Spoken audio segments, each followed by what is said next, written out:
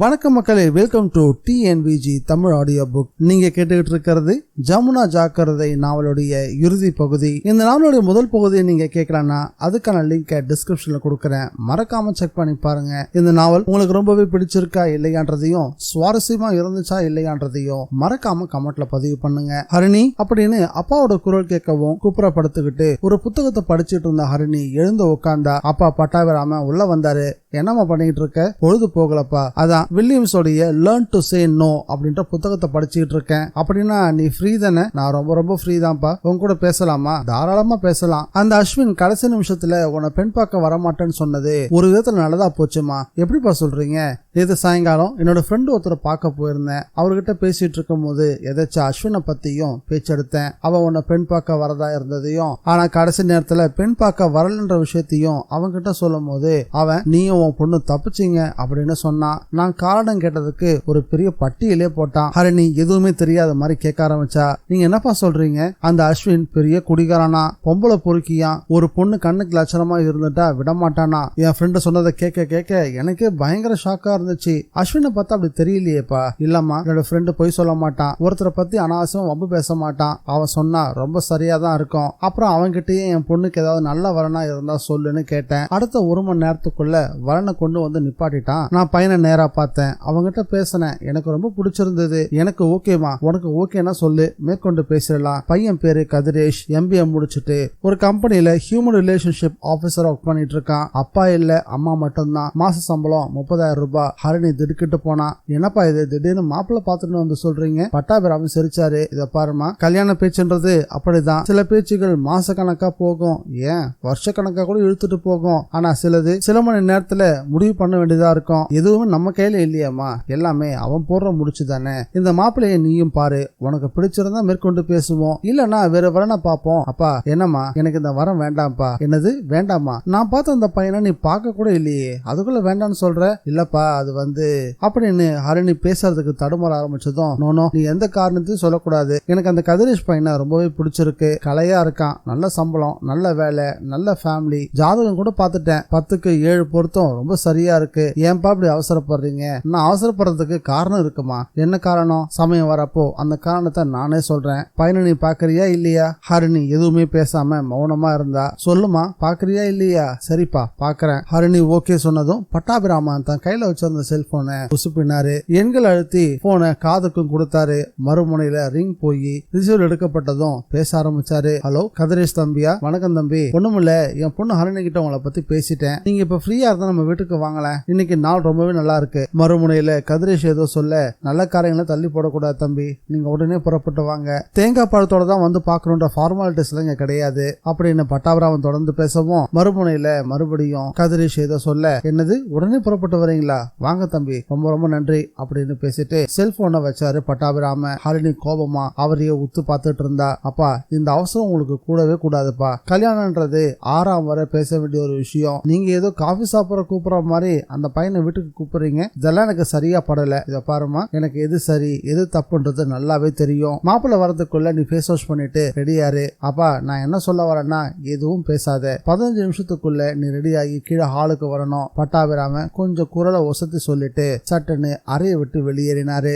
அத்தியாயம் 11. அகிலன் டிஜிபி கெம்பனாவை திரும்பி பார்த்தான். சார், இந்த லோட்டஸ் ஹீட்டர்ஸ் அப்படின்ற வாசகத்துக்கு என்ன சார் அர்த்தம்? அதுதான் புரியல. அதை கண்டுபிடிக்க முயற்சியில தான் நாங்க தீவிரமா செயல்பட்டு இருக்கோம். வெடிகுண்டு வெடிச்ச இடத்துல இடிபாடுகளுக்கு கீழே இப்படி ஒரு பாதாள அறை இருக்குன்ற விஷயம் வெளி உலகத்துல யாருக்குமே தெரியாது. முக்கியமான சில அமைச்சர்களுக்கும் டிபார்ட்மெண்ட்ல இருக்கக்கூடிய ஹையர் அபிஷியல் சில பேருக்கு மட்டும்தான் இது தெரியும். வெடிகுண்டு வெடிச்சு சாப்ட்வேர் கம்பெனி தரமட்டமானதும் நாங்க உடனே மீட்பு பணியில இறங்கிட்டோம். அப்போ ஸ்பாட்ல நானும் தான் இருந்தேன். விடிய விடிய மீட்பு பணிகள்லாம் வேக வேகமா நடந்துட்டு இருந்துச்சு. விடிய கால ஒரு 4 மணி இருக்கும். போலீஸ் கமிஷனர் சீதாராமையா வேக வேகமா என்கிட்ட வந்தாரு. சார், இடிபாடுகளுக்கு கீழே யாராவது சிக்கியிருக்காங்களான்னு பாக்குறதுக்காக ஒரு இடத்த தோண்டி பார்த்தோம். அங்க மண்ணு பொல பொலன்னு சரிய ஆரம்பிச்சது. ஒரு பெரிய பள்ளமே ஏற்பட்டு போச்சு. அதை நாங்க மேலும் தோண்டினோம். குழிக்குள்ள மரப்படிகள் எல்லாம் தெரியுது. அங்க ஏதோ ஒரு பாதாள அறை இருக்குன்னு எனக்கு தோணுது சார். சந்தேகம் வந்ததுமே அங்கிருந்த வேலையாட்களை அப்புறப்படுத்திட்டு நேரா உங்ககிட்ட வந்துட்டேன் அப்படின்னு சொன்னாரு. நானும் அவரும் போய் நேரா பார்த்தோம். முதல்ல அந்த பாதாள அறைக்குள்ள நுழையிறதுக்கு எனக்கு ரொம்பவே பயமா இருந்துச்சு.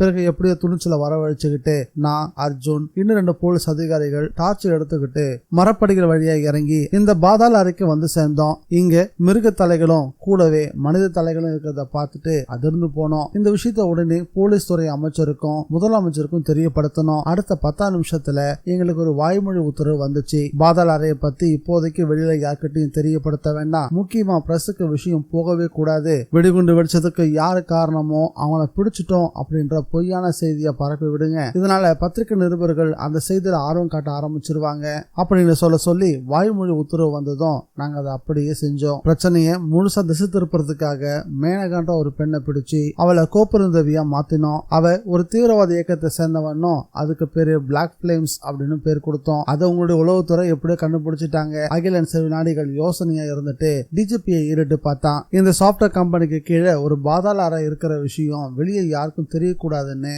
அமைச்சர் நினைக்கிறதுக்கு என்ன சார் காரணம் தெரியல.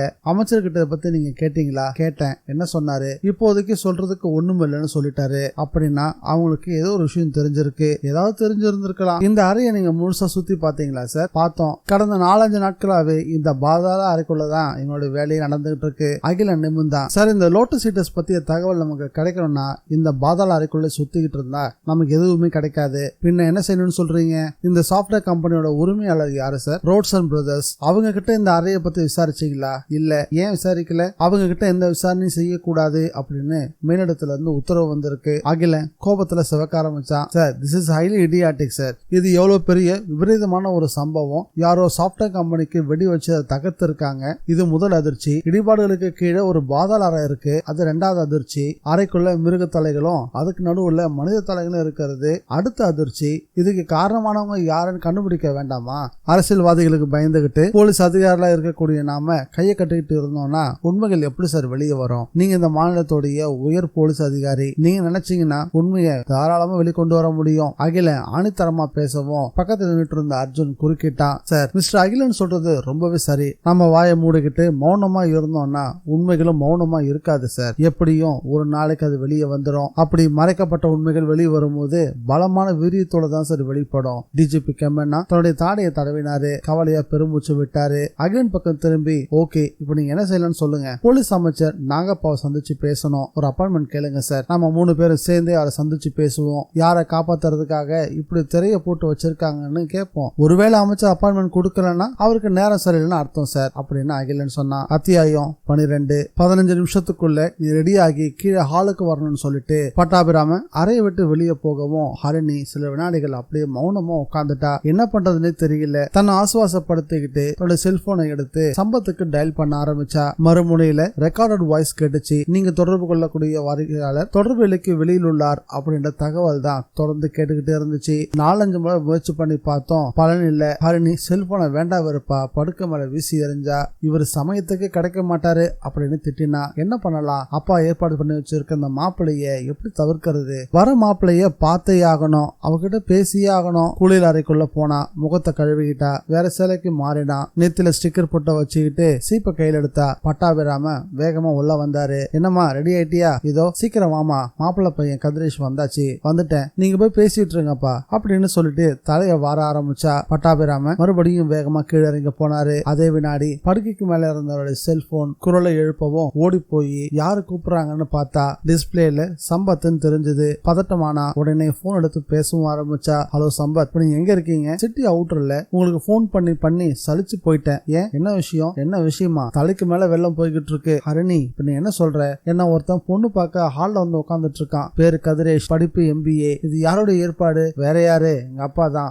நானும் பாத்துட்டு இருக்கேன். எங்க அப்பனோட கல்யாண விஷயத்துல ரொம்பவே அவசரப்பட்டுக்கிட்டு இருக்காரு. காரணம் தான் எனக்கு என்னன்னே புரியல. சரியா நீ டென்ஷன் ஆகாத. முதல்ல போய் மாப்பிள்ளைய பாரு. என்ன பண்ணலான்றத நாளைக்கு பேசிக்குவோம். சரி அப்படின்னு சொன்னவ செல்போன் அணைச்சு மேஜாவில் வச்சுட்டு அறையில இருந்து வெளிப்பட்டா. மாடிப்படிகள்ல இருந்து இறங்கி ஹாலுக்கும் வந்தா. பார்வையை உயர்த்தி சோஃபாவுக்கு கொண்டு போக இதயத்துக்குள்ள ஒரு சந்தோஷமான பிரமிப்பு. காரணம், சோஃபால உட்காந்து இருந்தது சம்பத். அத்தியாயம் 13. காலையில 11 மணி இருக்கும். அமைச்சர் நாகப்பாவுடைய பங்களா. போட்டிக்குள்ள வந்து நின்ன கார்ல இருந்து டிஜிபி கெம்மன்னா, அகிலன், அர்ஜுன் 3 பேர் இறங்க அமைச்சரோட செக்ரட்டரி ஒருத்தர் எதிர்கொண்டாரு. ப்ளீஸ் என் பின்னாடி வாங்க சார். நீங்க வரது பத்திரிகை நிருபர்கள் யாருக்கும் தெரியாது. அமைச்சர் உங்களுக்காக தான் சார் காத்துட்டு இருக்காரு. 30 நிமிஷம் நேரத்துக்குள்ள உங்க பேச்சை முடிச்சுட்டு வந்துடணும். சரியா 12 மணிக்கு எல்லாம் அமைச்சர் கவர்னரை மீட் பண்ணி ஆகணும். மிஸ்டர் செக்ரட்டரி, இந்த விஷயம் எங்களுக்கு முன்னாடியே தெரியும். கண்டிப்பா 30 நிமிஷத்துக்குள்ள எங்க பேச்சை முடிச்சுக்குவோம். அந்த செக்ரட்டரி 3 பேரையும் பங்களாக்குள்ள கூட்டிட்டு போனாரு. அமைச்சர் அமைச்சர் மேல் மாடியில் தான் இருந்தாரு. அந்த அறைக்கு செக்ரட்டரி 3 பேரையும் கூட்டிட்டு போனாரு.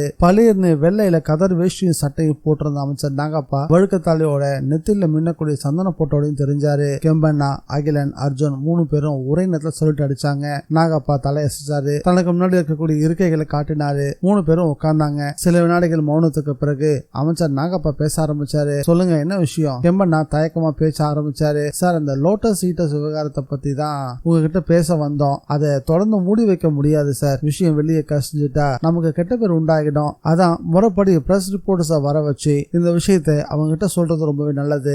ஏன்னா காவல்துறையில இருக்கவங்க எல்லாரும் நமக்கு விசுவாசமா இருப்பாங்கன்னு உறுதியா சொல்ல முடியாது. இல்ல, நீங்க சொல்றது சரிதான். இருந்தாலும் அந்த லோட்டஸ் ஈட்டர்ஸ் விவகாரத்தை பப்ளிக்கு தெரியப்படுத்தணும்னா அரசாங்கம் கவிழ்ந்து போக கூட வாய்ப்புகள் இருக்கு. அகிலன் குறுக்கிட்டா. அரசாங்கம் கவிழ்ந்துருமா? எப்படி சார்? கர்நாடக ஜனநாயக முன்னணி அப்படின்னு ஒரு பிராந்திய கட்சி இங்க இருக்கு. உங்களுக்கு தான் தெரியுமே. அந்த கட்சிக்கு கர்நாடக சட்டசபையில 11 இடங்கள் இருக்கு. அந்த 11 எம்எல்ஏக்களும் எங்களுக்கு ஆதரவு கொடுக்கறதுனாலதான் நாங்க ஆட்சியில இருக்கோம். அந்த கட்சியோட தலைவர் பேரு வீரபத்ரா ராஜா. லோட்டஸ் ஈட்டர்ஸ் விவகாரத்தை வெளியே சொல்லாம அதை அப்படியே மறைச்சு வைக்கணும்ன்றது அவருடைய ஒரு கோரிக்கை. அந்த கோரிக்கையை நாங்க மீறும் பட்சத்துல அவர் அரசாங்கத்துக்கு கொடுத்துட்டு வர ஆதரவை உடனே வாபஸ் வாங்கிடுவாரு. அப்படின்னா அந்த பாதாள விஷயத்துக்கும் வீரபத்ர ராஜாவுக்கும் ஏதோ தொடர்பு இருக்குது. ஆமா, எந்த மாதிரியான தொடர்பு சார்?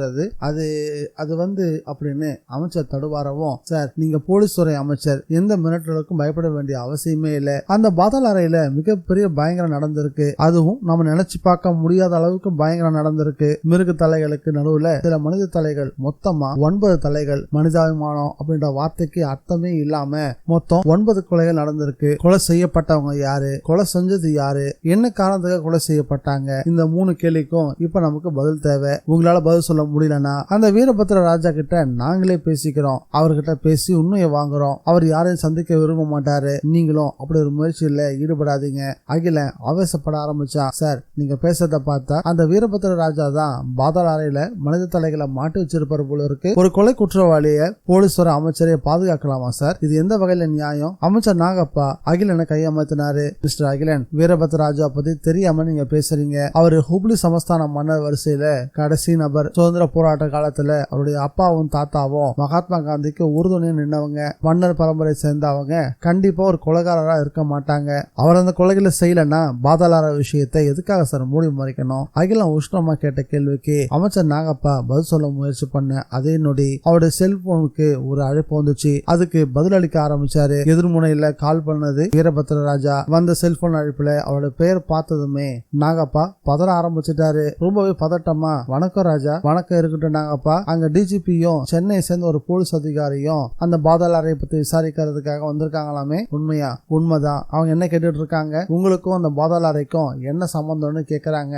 நீங்க என்ன சொன்னீங்க? நான் இன்னும் எந்த பதிலும் சொல்லல. நாகப்பா, அவங்களுக்கு பதில் சொல்றதுக்காக நானே அங்க வரேன். நான் வர வரைக்கும் அவங்க அங்கேதான் இருக்கணும். ராஜா, நீங்க இங்க வர வேண்டாம். நான் அவங்க கிட்ட பேசிக்கிறேன். வேண்டாம், நானே அவங்க கிட்ட பேசினாதான் சரியா இருக்கும். 1/2 மணி நேரத்துல அங்க வந்துருவேன். காத்திருக்க சொல்லுங்க அப்படின்னு சொல்லி போன வச்சுட்டாரு வீரபத்ரா ராஜா. அத்தியாயம் 14. சம்பத்தை பார்த்ததுமே ஹரிணி உணர்ச்சிப்பட ஆரம்பிச்சுட்டா. சம்பத், நீங்களா? ஹரிணி சந்தோஷத்துல தண்ணியும் மறந்து சோஃபால உட்காந்து அந்த சம்பத்தை நோக்கி ஓட ஆரம்பிச்சா. அவன் எழுந்து நின்று சிரிச்சான். நான் தான். அப்போ அந்த கதிரேஷ், உங்க அப்பா எனக்கு வச்ச புனை பெயர் தான் கதிரேஷ். ஹரிணி பொய் கோபத்தோட பட்டாபிராமனை பார்த்தா. என்னப்பா இதெல்லாம்? ஏமா ஹரிணி, நீ காதல் பண்ணினா என்கிட்ட நேரா வந்து சொல்ல வேண்டியது தானே? என்கிட்ட எதுக்காக மறைச்ச? உங்க 2 பேரையும் நேத்துக்கு பீச்ல பார்த்த பிறகுதான் எனக்கு இதெல்லாம் தெரிஞ்சது. அப்பா, உங்களுக்கு இந்த காதல் விவகாரம் பிடிக்காதுன்னு நினைச்சிட்டப்பா. நல்ல பொண்ணுமா நீ ஒருத்தரை விரும்பினா அதுக்கு நானே சிகப்பு கொடி காட்டுவேனா? நேத்துக்கு உங்க 2 பேரையும் பீச்ல பார்த்த பிறகு சம்பத்தை நான் போய் தனியா சந்திச்சேன். விவரங்களை கேட்டேன். உன்னை கல்யாணம் பண்ணிக்க உடனே முடியாதுன்னு அவருடைய நிலைமை என்னன்றதையும் என்கிட்ட தெளிவா சொன்னாரு. படிப்பு அது பாட்டுக்கு இருக்கட்டும், நம்ம கல்யாண வேலைகளை ஆரம்பிக்கலாம்னு சொன்னேன். அவரும் ஒத்துக்கிட்டாரு. உங்ககிட்ட கொஞ்சம் விளையாடி பார்க்கணுன்றதுக்காக தான் மாப்பிள்ளையோட பேரை கதிரேஷன் மாத்தி சொன்னேன். ஹரிணி பட்டாபிராமனை ஓடி போய் கட்டி பிடிச்சுக்கிட்டா. அப்பா, என்னோட வாழ்க்கையிலேயே இன்னைக்கு தான் ரொம்ப சந்தோஷமான நாள். அப்பா, இன்னொரு விஷயம், கையோட கையா இன்னொரு வேலையும் பண்ணிடலாமா? சொல்லுமா, என்ன வேலை? ஒரு நல்ல ஜோசியரா பார்த்து முகூர்த்த தேதி குறிச்சிடலாமே. பட்டாபிராம சத்தமா சிரிக்க ஆரம்பிச்சிட்டாரு. ஹரணி, உனக்கு அந்த சிரமமே வேணாம். நானே பரவ ஜோசியரை போய் பார்த்து முகூர்த்த தேதியையும் குறிச்சிட்டே வந்துட்டேன். வைகாசி மாசம் 10ஆம் தேதி உனக்கு கல்யாணம். பட்டாபிராம சொல்லவும் சந்தோஷத்துல ஹரணி குதிக்கவே ஆரம்பிச்சிட்டா. அத்தியாயம் 15. 20வது நிமிஷம் வீரபத்ர ராஜா அங்க வந்து சேர்ந்தாரு. 6 அடி உயரத்துல தொலைதொலன்னு ஜிப்பாவும் வேஷ்டியும் போட்டுட்டு இருந்தாரு. டிஜிபி கெம்பண்ணா, அகிலன், அர்ஜுன் இவங்க 3 பேருக்கு முன்னாடியும் வீரபத்ர ராஜா வந்து உட்கார்ந்தாரு. அவர் உட்கார்ந்த தோரணையில இருந்து அவர் ஒரு மன்னர் பரம்பரை சேர்ந்தவர் என்ற கம்பீரம் தெரிஞ்சது. என்கிட்ட ஏதோ கேட்கணும்னு சொன்னீங்களாமே, கேளுங்க. அறையில ஒரு சில வினாடிகள் ஒரு அமைதி நிலவுச்சு. அத அகிலன் தான் கலைச்சான். சார், அந்த பாதாள அறைக்கும் உங்களுக்கு என்ன சார் சம்பந்தம்? அகிலன் இந்த கேள்வி கேட்டதும், நான் உண்மைகளை சொல்லணும் அப்படின்ற முடிவோட தான் இங்க வந்திருக்கேன். அதனால நான் எதையும் மறைக்க போறது இல்ல. நேத்து வரைக்கும் என்னோட ஜமீன் பரம்பரையோட மானம் மரியாதை காப்பாற்றணும்ன்ற எண்ணம் எனக்குள்ள இருந்துச்சு. அது தப்புன்றத புரிஞ்சுக்கிட்டேன். உண்மைகளை சொல்லணும்னு முடிவெடுத்திருக்கேன். எனக்கும் அந்த பாதாள அறைக்கும் என்ன தொடர்புன்னு கேட்டீங்கல்ல, அந்த பாதாள அறைக்கு மேலதான் என்னோட ஜமீன் மாளிகையே இருந்துச்சு. அந்த மாளிகையில தான் நானும் என்னோட அக்கா ஜமுனாவும் வளர்ந்து வந்தோம். அக்கா ஜமுனாவுக்கு காட்டுக்கு போய் மிருகங்களை வேட்டையாடுறது ரொம்பவே பிடிக்கும். நினைச்சா வேலைக்காரன் பொம்மையாவை கூட்டிக்கிட்டு உடனே காட்டுக்கு கிளம்பிடுவா. எங்க தாத்தா காலத்துல கட்டப்பட்ட அந்த பாதாள அறைய ஒரு மியூசியமா மாத்தினதே ஜமுனா தான். வேட்டையாடிட்டு வந்த மிருகங்களோட தலையில கொண்டு வந்து பாடம் பண்ணி அதை சுவர்ல மாற்றுறது பொம்மையாவோட வேலை. என்னுடைய அக்கா ஜமுனாவுக்கு ஒரே ஒரு பொண்ணு, பெயர் ஸ்வர்ணா. ஸ்வர்ணாவுக்கு கல்யாண வயசு வந்ததும் எங்க ஜமீன் பரம்பரையில ஒரு மாப்பிளைய பார்த்தோம். ஆனா ஸ்வர்ணா ஒரு ஏழை பையனை காதலிச்சுட்டு வந்திருக்கா. அது எங்க யாருக்குமே தெரியாது. கல்யாண பேச்சு எடுத்ததும் அந்த பையனும் ஸ்வர்ணாவும் கல்யாணம் பண்ணிக்கிட்டாங்க. எங்க ஜமீன் பரம்பரைக்கு ஸ்வர்ணா பண்ணது அதிர்ச்சியா இருந்தாலும் அவளுடைய சந்தோஷத்துக்காக அதை நாங்க பொறுத்துக்கிட்டோம். அந்த ஏழை பையனுக்கு பண உதவி பண்ணி தொழிலும் தொடங்கி கொடுத்தோம். அந்த இளைஞனும் கிடைச்ச வாய்ப்பை பயன்படுத்திக்கிட்டு வாழ்க்கையில முன்னேறி ஒரு நல்ல நிலைமைக்கு வந்து சேர்ந்தான். வீரபத்ர ராஜா சில வினாடிகள் பேச்சை நிறுத்திட்டு பிறகு மெல்லிய குரல் ஆரம்பிச்சாரு. எல்லாமே நல்லபடியா தான் போயிட்டு இருந்தது. திடீர்னு ஒரு நாள் ஸ்வர்ணாவும் அவருடைய கணவரும் வெளியூருக்கு பயணம் போயிட்டு திரும்பி வரும்போது எதிர்பாராம ஒரு விபத்துல சிக்கிட்டாங்க. அந்த விபத்து நடந்த ஸ்பாட்லயே ஸ்வர்ணா இறந்து போயிட்டா. ஸ்வர்ணாவோட மரண செய்தியை கேட்டதும் நாங்கெல்லாம் இடிஞ்சு போயிட்டோம். அதுலயும் ஜமுனா தான் பொண்ணு இறந்து போயிட்டான்ற செய்தியை கேட்டதுமே ஒரு குழஞ்சு போயிட்டா. எதிரையுமே நாட்டம் இல்லாம அறைக்குள்ளேயே உட்காந்து ஜன்னலுடைய கம்பிகளை விரிச்சு பார்க்க ஆரம்பிச்சுட்டா. நாட்கள் கரைஞ்சுகிட்டே போச்சு. அப்பதான் அந்த சம்பவம் நடந்துச்சு. அத்தியாயம் 16. ஹரிணியும் சம்பத்தும் கொடைக்கானல் ராக் பில்லர் சாலையில் நடந்து போய்கிட்டு இருக்க சம்பத்தோடைய தோல்ல சாஞ்சிபடியே ஹரிணி நடந்துகிட்டே சம்பத், என்னால நடந்த எதுவுமே நம்பவே முடியல. எதை பத்தி சொல்றேன்னு சம்பத் கேட்கவும், நம்ம கல்யாணத்தை பத்தி தான் சொல்றேன். ஏதோ கனவுல நடக்கிற மாதிரியே இருக்கு. எனக்கும் அதே ஆச்சரியம் தான். நம்ம காதல் நிறைவேறி கல்யாணம் நடக்குமான்னு கவலைப்பட்டுக்கிட்டு இருந்த காலம்லாம் இருக்குல்ல. ஆனா கல்யாணமும் நடந்து இப்ப 2 பேரும் ஹனிமூனுக்கு கொடைக்கானல் வந்துட்டோம். உங்க அப்பா மாதிரி எல்லாரும் இருந்துட்டா இந்த உலகத்துல காதல் ஜெயிச்சுக்கிட்டே தான் இருக்கும். ரியலி உங்க அப்பா ஒரு கிரேட் மேன். சம்பத் ஹரிணியோட அப்பாவை வெகுவா பாராட்டிக்கிட்டே வந்தான். பேசிக்கிட்டே வந்தவங்க ஒரு மேடெரிய மரத்துக்கு பக்கத்துல வந்து நின்னாங்க. ஹரிணிக்கு மூச்சு வாங்குச்சு. ஒழுங்கால பிடிச்சுக்கிட்டா. சம்பத், என்னால இனி நடக்கவே முடியாது. எனக்கு ரொம்ப கால் வலிக்குது. நான் இங்கேயே உட்காந்துக்கிறேனே. நீங்க வேணும்னா ராக் பில்லர்ஸ் வரைக்கும் போயிட்டு வாங்களேன். என்னது, நான் மட்டுமா? சரியா போச்சு போ. நம்ம 2 பேரும் சேர்ந்து பார்க்க வேண்டிய காட்சிகள் அது. நீயும் வரணும், கிளம்பு. இல்ல என்னால முடியாது சம்பத், நான் இங்கேயே உட்காந்து ரெஸ்ட் எடுக்கிறேனே. நீங்க போயிட்டு வாங்களேன். ஹரிணி, சுத்தமுத்தும் பாத்தியா? ஆள் நடமாட்டம் அறவே இல்ல. ஒன்ன மட்டும் தனியா விட்டுட்டு நான் மட்டும் எப்படி போறது? இங்க ஒரு பயமும் கிடையாது. பக்கத்திலே மெயின் ரோடு, டூரிஸ்ட் வெஹிக்கிள்ஸ் எல்லாம் வந்துகிட்டும் போய்கிட்டு இருக்கு. இதுல என்ன பயம் உங்களுக்கு? நீங்க போயிட்டு வாங்க. ஹரிணி சம்பத்தை மட்டும் தனியா போயிட்டு வர சொல்லவும், சரி தோல்ல இருக்கக்கூடிய கேமராவை கொடு, ராக் பில்லரை விதவிதமா போட்டோ எடுத்துட்டு வரேன்னு சொல்லி அந்த கேமராவை வாங்கிட்டு சம்பத் அங்க இருந்து கிளம்பினா. அந்த ரோட்டு ஓரமாவே பனி புகைக்கிடையில கடந்து நடக்க ஆரம்பிச்சான். குளிர்காற்று பனிக்கட்டில பட்டு வந்த மாதிரி முகத்துல மோதிக்கிட்டு இருந்துச்சு. தொடர்ந்து நடந்தான். 100 மீட்டர் தூரம் போனதும் ஒரு சரிவுல இறங்கி இன்னொரு 10 நிமிஷம் நடந்தான். ஒரு பெரிய பாறை வந்துச்சு. சம்பத் சுற்றுமுற்றும் பார்த்தான். ஆள் நடமாட்டமே இல்ல. பாறைக்கு பக்கத்துல போனவன் அதனுடைய பிளவுல எட்டி பார்த்தான். அங்க அஸ்வினும் கிறிஸ்டோபரும் உட்காந்து இருந்தாங்க. 2 பேர் கைகள்லயும் வெளிநாட்டு மது நிரப்பப்பட்ட கோப்பைகள் இருந்துச்சு. சம்பத்தை பார்த்ததும் 2 பேரும் சிரிக்க ஆரம்பிச்சாங்க.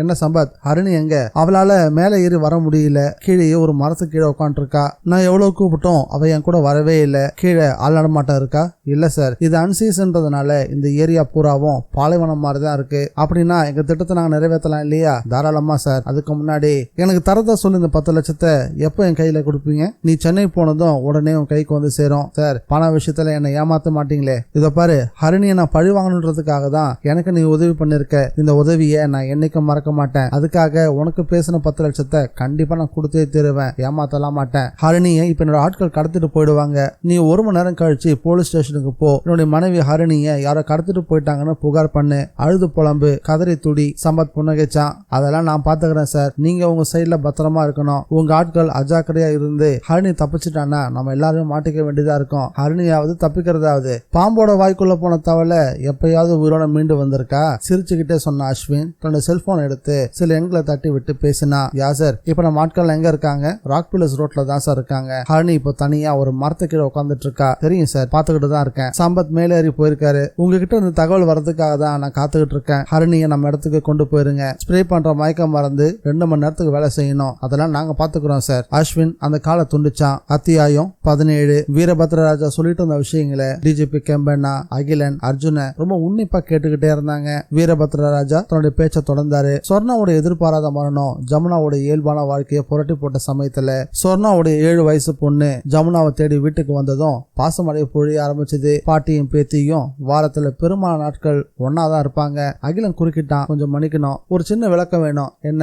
ஜமுனாவுடைய மகள் சொர்ணா ஒரு ஏழை பையனை காதலிச்சு கல்யாணம் பண்ணிட்டா சொன்னீங்கல்ல, அந்த இளைஞனோட பேர் என்ன? அவர் பேரு பட்டாபிராம, அந்த குழந்தையோட பேர் ஹரிணி. சரி, மேற்கொண்டு சொல்லுங்க. அகிலன் கேட்ட கேள்விக்கு பதில் சொல்லிட்டு வீரபத்ரராஜா தொடர்ந்து சொல்ல ஆரம்பிச்சாரு. ஹரிணி பாசத்தை கொட்ட ஜமுனா தன்னுடைய மகளுடைய மரணத்தை மறக்க ஆரம்பிச்சிருந்தா. ஹரிணிக்கு கல்யாண வயசு வந்ததும் ஜமுனா அவளுக்கு ஜமீன் பரம்பரையில மாப்பிள்ளையை பார்க்க ஆரம்பிச்சா. எனக்கு அது பிடிக்கல. பட்டாபிராம யாரு என்னன்ற விஷயத்த பத்தி நான் பேச போக அது ஹரிணியோட காதல விழுந்து பெரிய பிரச்சனை ஆயிருச்சு. ஹரிணி ஜமுனா பார்க்க அதுக்கப்புறம் வரதே நிறுத்திட்டா. ஜமுனா எவ்வளவு கெஞ்சி பார்த்தோம், ஹரிணி இறங்கி வரவே இல்லை. அப்புறம் ஒரு நாள் ஹரிணியோட கல்யாண பத்திரிக்கை தபால்ல வந்துச்சு. மாப்பிள்ளை பேரு சம்பத். விசாரிச்சு பார்த்ததுல அது ஒரு காதல் கல்யாணம் தெரிஞ்சது. முறையான அழைப்பு இல்லாததால நாங்க யாருமே கல்யாணத்துக்கு போகல. ஆனா ஜமுனா போனா. ஒரு அழகான வைர நெக்லஸ் ஹரிணிக்கு பரிசா கொடுத்து வாழ்த்துட்டும் வந்தா. கல்யாணமான 2வது நாளே மணமக்கள் சம்பத்தும் ஹரிணியும் தேனிலவு கொண்டாடுறதுக்காக கொடைக்கானல் புறப்பட்டு போனாங்க. 4வது நாள் கொடைக்கானல்ல இருந்து அந்த செய்தி இடி மாதிரி வந்து சேர்ந்துச்சு. அத்தியாயம் 18. ஹரிணி கண் விழிச்சு பார்த்த போது அவ ஒரு அரையிருட்டான அறைக்குள்ள இருக்கிறத உணர ஆரம்பிச்சா. மயக்கம் வந்து சுவாச்சதால தலை டன் கணக்குல வலிச்சுட்டு இருந்தது. பாரமா அழுத்துச்சு. இது எந்த இடம்னு யூகம் செய்யறதுக்கு முன்னாடி பின்பக்கத்துல இருந்து அந்த குரல் கேட்டுச்சு. என்ன ஹரிணி, குடிக்க ஏதாவது வேணுமா? ஹரிணி திடுக்கிட்டு திரும்பி பார்த்தா அங்க அஸ்வின் நின்றுட்டு இருந்தான். அவனுக்கு பின்னாடி 7-8 பேர் நிழல் உருவமா தெரிஞ்சாங்க. நீயா அப்படின்னு திணறி பேச ஆரம்பிச்சா. எழுந்திருக்கவும் முயற்சி பண்ணா. ஹரிணியோட தோள்பட்டையை இறுக்கப்பட்டுனா அஸ்வின். மெதுவா மெதுவா அப்படின்னு அஸ்வின் சொல்லவும் அஸ்வினோட கைகளை தட்டி விட்டுட்டு என்ன எதுக்காக இங்க கொண்டு வந்த, அவர் எங்க அப்படின்னு தட்டு தடு மாதிரி பேச ஆரம்பிச்சா. என்ன எதுக்காக இங்க கூட்டிட்டு வந்த அப்படின்னு சத்தம் போட்டு கத்தவும் ஆரம்பிச்சா. அஸ்வின் சிரிக்க ஆரம்பிச்சான். யாரு கேக்குற? உன் புருஷன் சம்பத்தியா? அவன் தான் உன்னை ரேட் பேசி வித்துட்டு போயிட்டானே அப்படின்னு சொன்னதும் ஹரிணி அதிர்ச்சியில உறைஞ்சு போயிட்டா. என்ன அப்படி பாக்குற ஹரிணி? உண்மைதான் சொல்லிட்டு இருக்கேன். உன்னோட அப்பா பட்டாபிராமனுக்கு நிறையவே சொத்து இருக்குன்னு நினைச்சு சம்பத்தொன்ன காதலிச்சான். அந்த சொத்துக்கள் பேர்ல கடன் எக்கச்சக்கமா இருக்குன்ற விஷயம் அவனுக்கு தெரியாதான். கடன்காரங்க எல்லாம் கோர்ட்டுக்கு போய் வீட்டை ஜப்தி கொண்டு வந்த விஷயம் கூட அவனுக்கு தெரியாதான். விவரம் தெரியாதவங்களுக்கு விவரத்தை சொல்றது என்னோட கடமை இல்லையா? அதான் எல்லாத்தையும் சொல்லிட்டேன். அவனுக்கு பணம் தான் வேணும், எனக்கு நீ வேணும். உட்காந்தோம் நானும் அவனும் என் ஃப்ரெண்டு லாயர் கிறிஸ்டோபர் மேலே உட்காந்து உனக்கான ரேட்டை பேச ஆரம்பிச்சோம். முடிவா ஒரு ரேட்டுக்கு அவன் ஒத்துக்கிட்டான். உனக்கு என்ன தாரவாத்து கொடுக்கறதா உன் உத்தம புருஷன் ஒத்துக்கிட்டான். கொடைக்கானல உன்னை கூட்டிட்டு வந்தது அவன் தான். இப்போ நீ என்கிட்ட இந்நேரத்துக்கெல்லாம் உன் புருஷன் கொடைக்கானல் போலீஸ் ஸ்டேஷன்ல உட்காந்து என் பொண்டாட்டியை யாரோ கடத்திட்டு போயிட்டாங்க அப்படின்னு சொல்லி அழுது நாடகத்தை போட்டுக்கிட்டு இருப்பான். ஹரிணி உறைஞ்சு போன பார்வையோட அஸ்வினிய பார்த்தா. அவன் சிரிச்சுக்கிட்டு பக்கத்துல வந்தான். என்னை சீண்டி பார்த்தவங்கள நான் சும்மா விட்டதே இல்லை. அதுக்கான தண்டனையை அவங்க அனுபவிச்சுதான் ஆகணும். அவங்க தண்டனை அனுபவிக்கிறத பார்த்தாதான் அன்னைக்கு ராத்திரி எனக்கு சாப்பிட்ற சாப்பாடு தொண்டையிலேயே இறங்கும். ஹரிணிக்கு திக்குன்னு இருந்துச்சு. கண்களை நீர் கொத்துக்கிட்டு கையெடுத்து கும்பிட ஆரம்பிச்சா. என்ன ஒண்ணும் பண்ணிடாத, என்னை விட்டுடு, நான் ஒன்னும் பண்ண மாட்டேன் ஹரிணி. ஏன்னா எனக்கு இந்த எச்சில் பழம் பிடிக்காது. எனக்கு எப்பவுமே ஃப்ரெஷ்ஷான ஃப்ரூட்ஸ் தான் பிடிக்கும். ஆனா என்னோட ஃப்ரெண்ட்ஸ் இருக்கானுங்களே, அவனுங்களுக்கு அந்த பாலிசி எல்லாம் கிடையாது. அவனுங்களுக்கு எந்த பழமா இருந்தாலும் சரி அது ஓகே தான். நான் இப்ப கிளம்பி நல்ல பிள்ளையாட்டம் சென்னைக்கு போயிடுவேன். என்னோட ஃப்ரெண்ட்ஸ் இங்க தான் உன் கூட இருப்பானுங்க. அவனுங்க எப்பெல்லாம் விருப்ப போறாங்களோ அப்பெல்லாம் நீ அவனுக்கு விருந்தாக போற.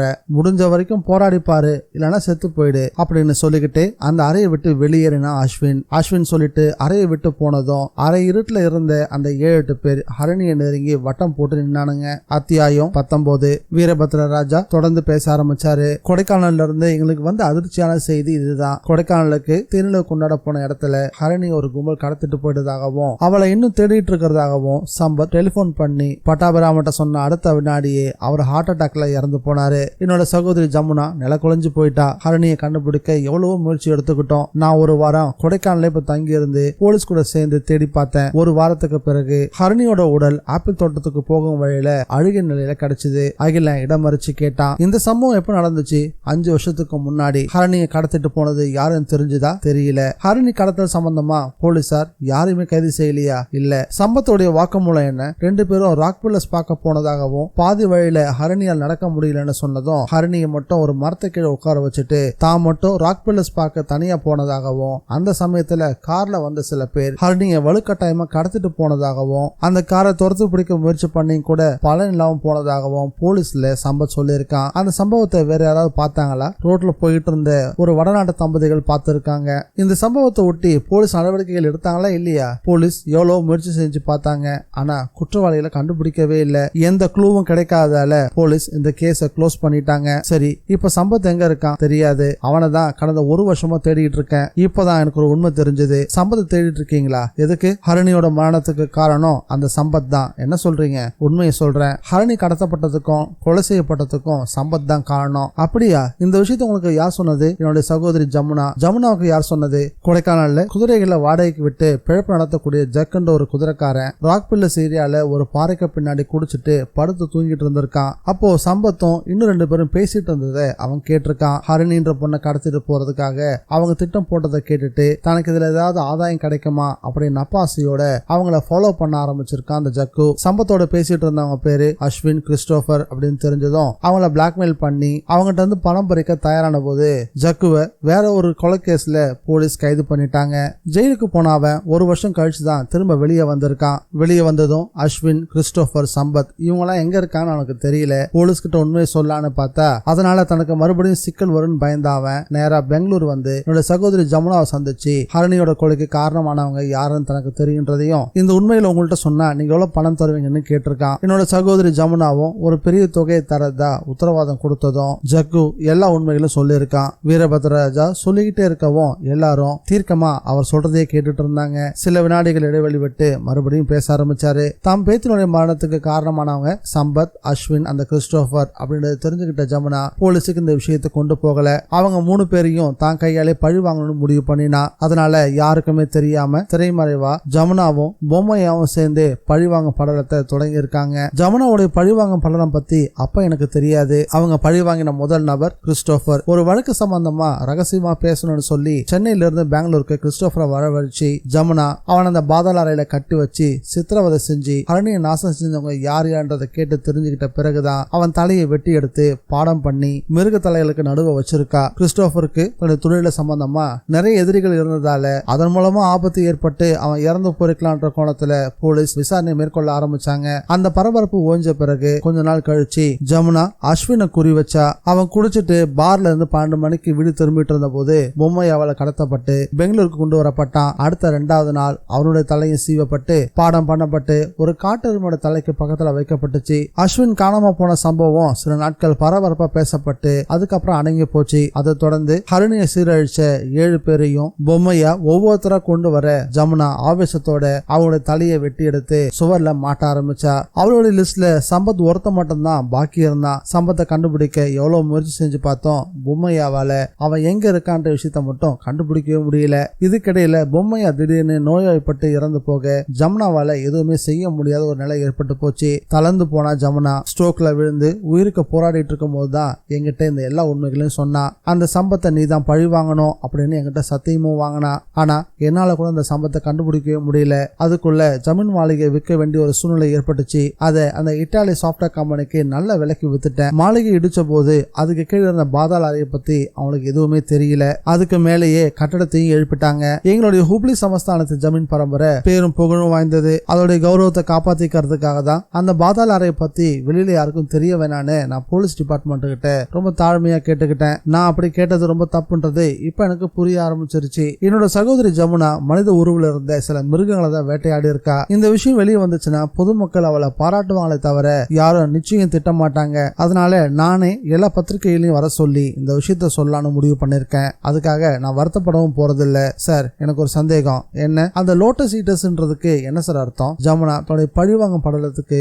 அவளா வச்சுக்கிட்ட கோட் வேர்ட் தான் லோட்டஸ் ஈட்டர்ஸ். தாமரை மலர் மாதிரி இருந்த ஹரணி நாசம் செஞ்சவங்கள ஜமுனா லோட்டஸ் ஈட்டர்ஸ் மனசுக்குள்ளே உருவகப்படுத்திக்கிட்டா. அதனாலதான் பாடம் செஞ்சு மாட்டப்பட்ட தலைகள்ல லோட்டஸ் ஈட்டர்ஸ் பெயிண்டால எழுதியும் வச்சு அதை பார்த்து சந்தோஷப்பட்டுக்கிட்டா. வீரபத்ரராஜா சொல்லிட்டு இருக்கும் போதே போலீஸ் துறை அமைச்சர் நாகப்பாவுக்கு ஒரு கால் வந்துச்சு. அந்த போன் எடுத்து பேச ஆரம்பிச்சாரு நாகப்பா. டெல்லியில இருந்து சிபிஐ ஆபீசர் ஒருத்தர் பேசினாரு. மாண்புமிகு அமைச்சரோட கவனத்துக்கு ஒரு செய்தி. பெங்களூர் நடந்த அந்த வெடிகுண்டு சம்பவத்துக்கு காரணமான தீவிரவாத இயக்கம் எதுன்னு தெரிஞ்சு போச்சு. அதுக்கு மூளையா செயல்பட்ட நபரை சிபிஐ ஆபீசர்ஸ் கைதும் பண்ணிருக்காங்க. அவன் பேர் ஜோஷி. அவனும் குத்தத்தை ஒத்துக்கிட்டான். அவங்கிட்ட மேற்படி விசாரணை நடந்துகிட்டு இருக்கு. இந்த செய்திகளை நீங்க ஊடக புத்தகத்துக்கு கொடுத்துடலாம் அப்படின்னு தகவலை சொன்னாரு. நாகப்பா ஒரு நன்றியை சொல்லிட்டு நிம்மதி பெருமூச்சு விட்டபடி செல்போனை அணைச்சாரு. அத்தியாயம் 20. சென்னை அடையார் இந்திரா நகர். அகிலனுடைய வீடு. ராத்திரி சரியா மணி 10. சூட்கேஸ்ல தன்னுடைய துணிமணியில எடுத்து அடுக்க வச்சுக்கிட்டு இருந்தான் அகிலன். அகிலனுடைய மனைவி மதுமிதா அவனை கோவமா பாத்துட்டு இருந்தா.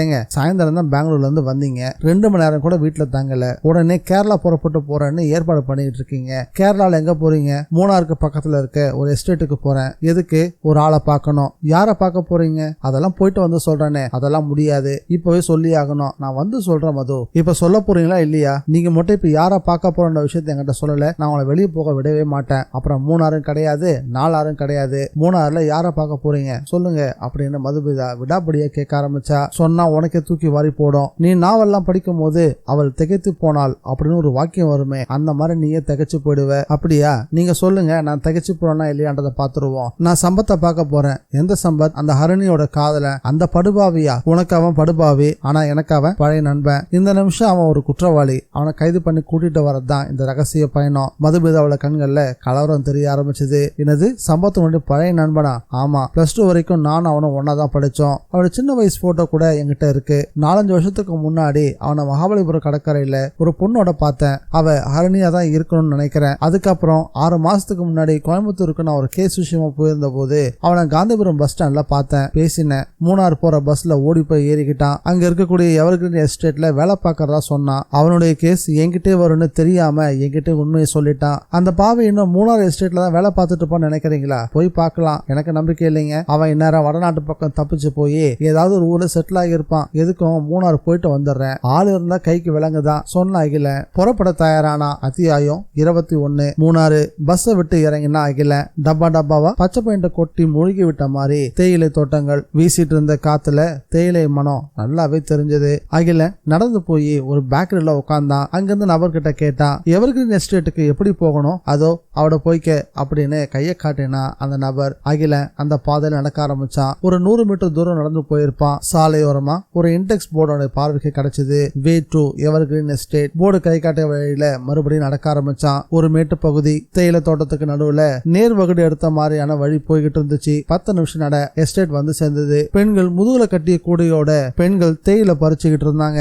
அவங்களுக்கு மத்தியில நடுத்தர வயதுக்காரர் ஒருத்தர் தலையில மஃப்ளரை சுத்திக்கிட்டு பெண்களை மிரட்டி வேலை வாங்கிட்டு இருந்தாரு. அகிலனை பார்வையில வாங்கினதும் பக்கத்துல வந்தாரு. யாரு வேணும்? நான் சென்னையில இருந்து வரேன். ஓ தமிழா? சொல்லுங்க, நானும் தமிழ் தான், உடுமலைப்பேட்டை. இது எவர்கிரீன் எஸ்டேட் தானே? ஆமா. இங்க சம்பத்துன்னு யாராவது வேலை பாக்குறாங்களா? சம்பத்தா? ஆமா. அவருக்கு எந்த ஊரு? சென்னை தான். சம்பத்துன்ற பேர்ல அப்படி யாரும் இங்க இல்லையே அப்படின்னு யோசிச்சவரு பின்பக்கம் திரும்பி கோபாலா அப்படின்னு குரல் கொடுத்தாரு. பக்கத்து ஷெட்ல இருந்து வரி வரை ஸ்வெட்டர் போட்ட ஒரு நபர் ஓடி வந்தாரு. நான் இந்த எஸ்டேட்டுக்கு புதுசுங்க. இந்த எஸ்டேட்டுக்கு கங்காணியா இருக்கிற கோபாலனுக்கு எல்லாரையுமே தெரியும். அதுக்குள்ள கோபாலன் வந்து நின்னாரு. கோபாலா, இங்க சம்பத்துன்னு யாராவது வேலை பாக்குறாங்களா? மெட்ராஸ்ல இருந்து வந்தவர் தானே சார்? ஆமா அப்படின்னு சொன்ன அகிலன். முடிய தூக்கி சீவி பாக்குறதுக்கு சினி ஆக்டர் மாதிரி இருப்பாரு, அவர் தானே? ஆமா ஆமா அவரே தான். அவர் இப்ப உயிரோடு இல்லையே சார்? என்னது உயிரோடு இல்லையா? ஆமா சார், 3 மாசத்துக்கு முந்தி இந்த எஸ்டேட்ல இருந்த ஒரு யானை அவரை மிதிச்சு கொன்னுடுச்சு. இவ்வளவுக்கும் அது பழகிய யானை தான். ஜமுனான்னு கூப்பிட்டா குழந்தை மாதிரி ஓடி வரும். எஸ்டேட்ல இருக்க குழந்தைங்க கிட்ட குழந்தை மாதிரியே விளையாடும். அன்னைக்கு அதுக்கு என்ன கோவமோ தெரியல, அந்த ஆளை தூக்கி போட்டு தலையில காலை வச்சு கொன்னுருச்சு. அகிலனுடைய முகம் மாற ஆரம்பிச்சது. அந்த யானையோட பேர் என்னன்னு சொன்னீங்க? ஜமுனா. இந்த நாவல் உங்களுக்கு பிடிச்சிருக்கா இல்லையான்றத மறக்காம கமெண்ட்ல பதிவு பண்ணுங்க. இந்த நாவலுடைய தொடக்க பகுதியை நீங்க இன்னும் கேட்கலன்னா அதுக்கான லிங்கை டிஸ்கிரிப்ஷன்ல கொடுத்திருக்கேன், மறக்காம செக் பண்ணி பாருங்க. அப்படியே மத்த நாவல்களுடைய டிஸ்கிரிப்ஷன் கொடுக்குறேன், மறக்காம கேளுங்க. நம்ம சேனலுக்கு நீங்க ஃபர்ஸ்ட் டைம் வந்திருக்கீங்கன்னா நம்ம சேனலுக்கு சப்ஸ்கிரைப் பண்ணி நம்ம சேனலுக்கு சப்போர்ட் பண்ணுங்க. மீண்டும் புதிய மற்றொரு நாவலை சந்திக்கலாம். Bye guys.